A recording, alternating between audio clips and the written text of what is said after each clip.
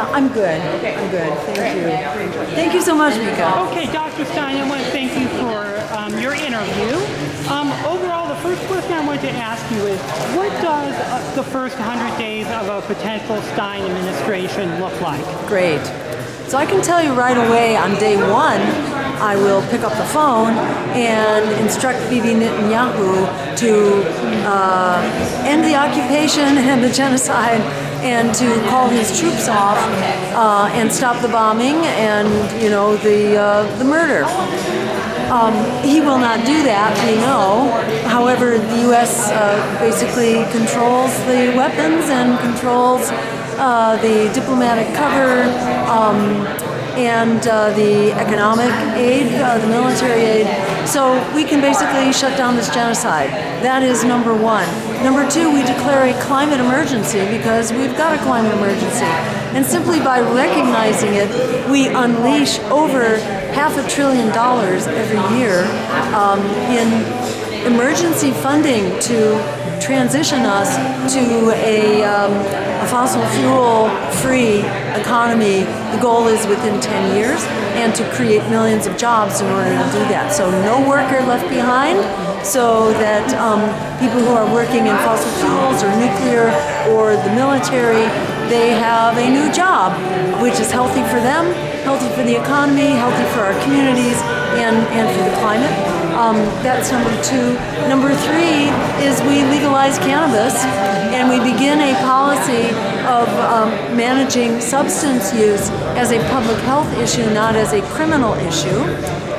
That then connects to number four, which is treating the immigration crisis in the most important way, which is to stop causing it in the first place through the drug wars, which create violence, empower the drug cartels to cause, chaos, violence, and drive people running to this country for safety, to end the regime change operations, the sanctions against, for example, Cuba and Venezuela, which have wreaked havoc and create, waves of migrants, to end the economic colonialism and domination, as in Haiti, where we overturned the Aristide government twice and allowed the referendum for a minimum wage increase. We allowed that. After the U.S. got rid of Aristide, we basically drove down the minimum wage again, creating havoc and poverty in Haiti, again driving people to this country. And also the climate crisis. There's so much that we can do. In spite of the lip service of the Democrats, we're building 22 new liquid natural gas plants, which are very destructive to, to local communities and especially to the climate. Those emissions are externalized, so the Democrats can pretend that they have improved the situation when they really haven't. The Inflation Reduction Act is not a favor to the climate. It's actually a fossil fuels mandate bill. So we can begin addressing all of that through the declaring the climate emergency.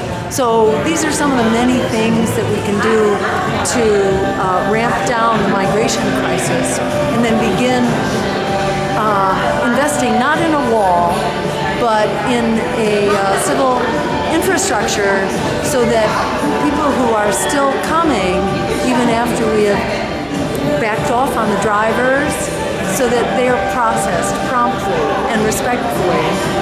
Background checks are done. The migration lawyers are there.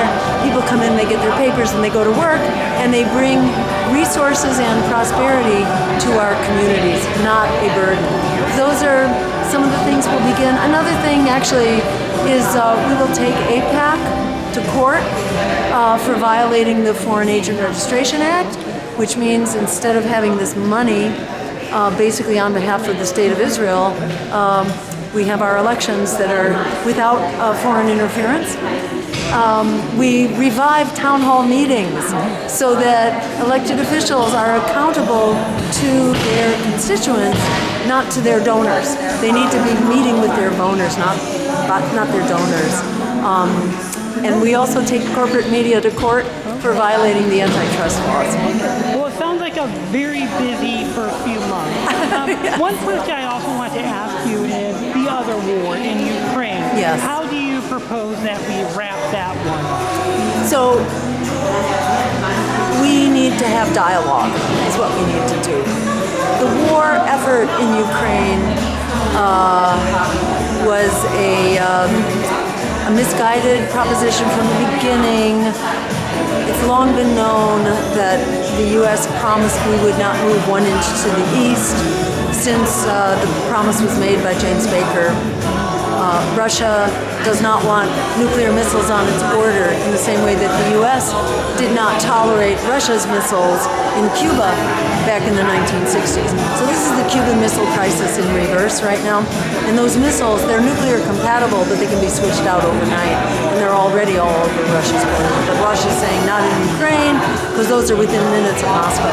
So we can solve this. In fact, it was very nearly solved by the government of Turkey, which held dialogue, and Russia, in good faith, agreed to concessions. Ukraine agreed to concessions, and then the U.S. and the UK came in and said, no deal, we're not allowing peace because we want to bleed Russia. So we're bleeding Russia with Ukraine blood. And it's been absolutely devastating to the people of Ukraine. We can fix this. What Russia wanted was neutrality for Ukraine, like Austria following Second World War. We can achieve that. Okay, and one final question. Yes.